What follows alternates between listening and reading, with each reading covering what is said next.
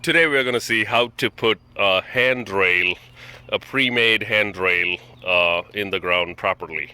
So I did buy this online. I'll put a link down below so you can grab that too. All you need is a couple of digging tools and a concrete form. You can pick up from Home Depot, Lowe's. We are going down about 18 inches here. So we fill it with concrete and attach the railing to it once it's half sets. So we basically mix up concrete. Takes about 180-pound bag for each hole for a 18-inch hole, and mix it pretty tightly. Don't let it go too runny because you'll see the water coming up. So once you mix it thoroughly, fill the hole and make sure you also agitate it so the air bubbles kind of come to the top.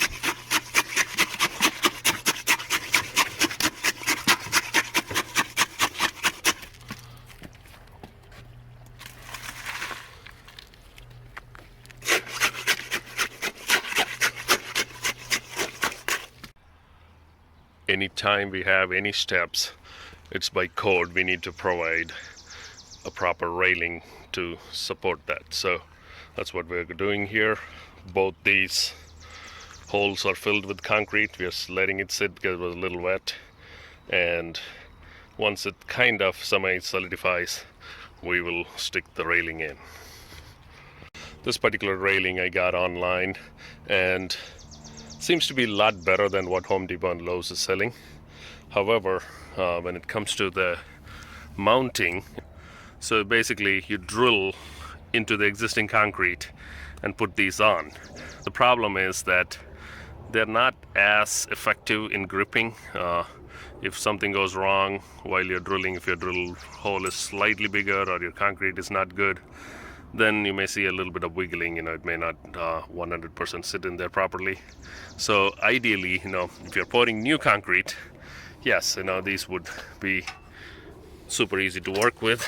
You put it in and you stick it into the new concrete, but they also have a threaded half-inch hole in the middle where you can put a threaded stock that's pretty long and stick it into that. That's what we're going to attempt to do now. So along with using this, the hope is to put a threaded stock right here in the middle with a half-inch threaded stock, and that'll screw in there and it'll go as deep as you want to give it more security. So that's what we're going to do. But if you're drilling into existing concrete, yeah, one of these lag screws is adequate to accomplish that. Kind of dry fitting now to see how it's going to go. Obviously it's going to be sitting on top of the concrete. We put the threaded stock in there, so right now it's just stuck to the ground. But when we put it on, we'll put some 2x4s to hold it in place while it dries. Okay, we're gonna stick the threaded stock in first and then force those screws into its place. We mark the places it needs to go.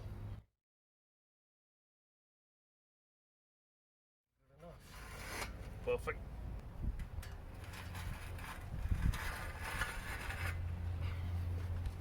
Okay.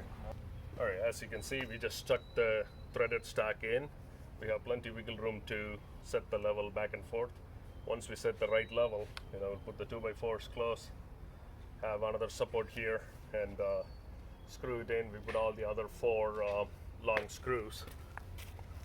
We'll put the other 4 screws like this right in there, and these lag screws will keep it in place in level where we set it off.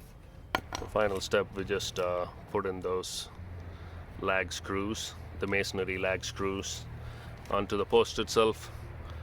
The railing is secure, and make sure it's plumb on both ways. Good. And just need to put a couple more on that side, and that's the end. Then we let it dry. Right, finally the railing is set. Now all we have to do is not touch it for the next 2 days and let it cure. Then we'll come back and put some caps to hide that, put the dirt back on, put some grass in there, and it'll be good. Alright, after 2 days we are done. All I had to do is put these little covers to cover up the screws. It's looking great. Just need to paint it brown to match the rest of the brown here. And that's how you do a handrail for the stairs. And if it's on the wood, you just screw it directly. But if it's on concrete, you either drill in the concrete or put new concrete footers to attach it. The grass is all grown now, and finally it's in place, sturdy and completely usable as a proper railing. And that's how you can put a proper railing, by putting a new concrete footer in the ground. I'll see you in the next video.